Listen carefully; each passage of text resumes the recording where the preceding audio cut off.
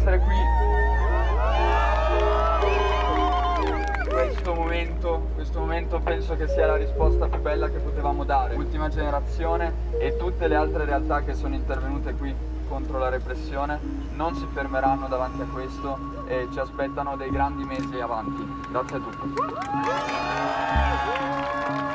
Noi siamo convinti che il nostro figlio sia un ribelle, siamo anche convinti che abbia ragione a essere, ma siamo convinti che non sia un delinquente. Aspettavo così tanti giornalisti.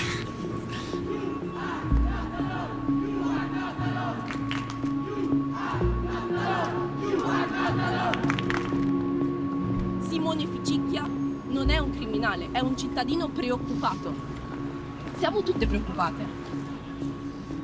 Perché il nostro mondo sta cadendo a pezzi, lo vediamo. Si può o farsi paralizzare dalla paura o decidere di agire assieme. Perché fra 10 anni, quando i bambini di oggi ci guarderanno negli occhi e ci chiederanno tu cosa hai fatto, noi vogliamo poter dire ho fatto tutto quello che potevo.